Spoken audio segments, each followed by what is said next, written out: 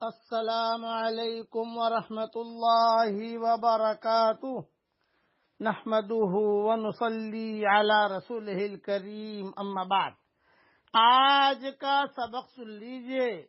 آج کے سبق کی سرخی ہے زنا سے بچیے، پارٹ نمبر 12۔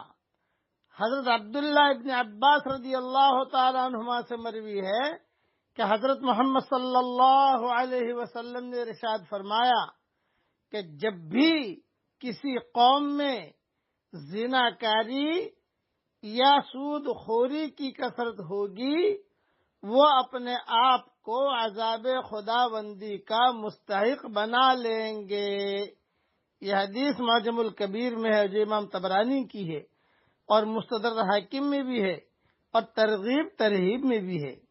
حضرت عبداللہ ابن عمر رضی اللہ تعالیٰ عنہ حضرت محمد صلی اللہ علیہ وسلم سے نقل کرتے ہیں کہ جب زنا کاری کی کثرت ہو جائے تو فقر اور محتاجگی عام ہو جائے گی۔ یہ حدیث بھی فیض القدیر جلد 4 صفحہ 182 پر موجود ہے۔ یہ سارے حوالے میں نے دے دیے ہیں، اس لیے زنا سے بچیے۔ یہ آج کل جو کاروبار نہیں چل رہے، آج کل جو ٹینشن، پریشانیاں، اچانک کی موتیں، یہ کتابوں میں آتا ہے جس قوم کے اندر زنا کاری واقع ہوتی ہے اس قوم کے جوان اچانک مر جاتے ہیں۔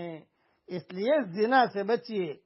اب میں ایک دعا پڑھا رہا ہوں آپ کو، دین پر استقامت اور اچھے خاتمے کے لیے ایک قرآنی دعا پڑھیے میرے ساتھ۔ ربنا لا تزغ قلوبنا بعد اذ ہدیتنا وہب لنا من لدنک رحمہ انک انت الوہاب۔ ترجمہ بھی پڑھ لیجئے۔ اے ہمارے رب، ہمارے دلوں کو نہ پھیریے جبکہ آپ ہم کو ہدایت دے چکے اور ہم کو اپنے پاس سے رحمت دیجئے۔ بے شک آپ ہی سب کچھ دینے والے ہیں۔ بس صبح شام ایک ایک مرتبہ پڑھنے کی کوشش کریں۔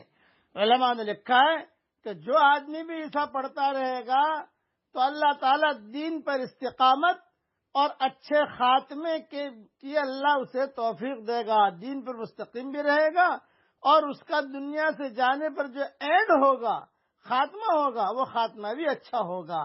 اس وقت تہجد کے وقت میں سبق ریکارڈ کرا رہا ہوں۔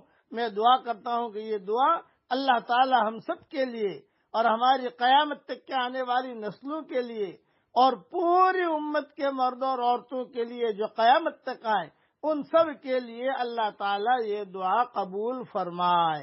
آمین۔ وآخر دعوانا ان الحمد للہ رب العالمین۔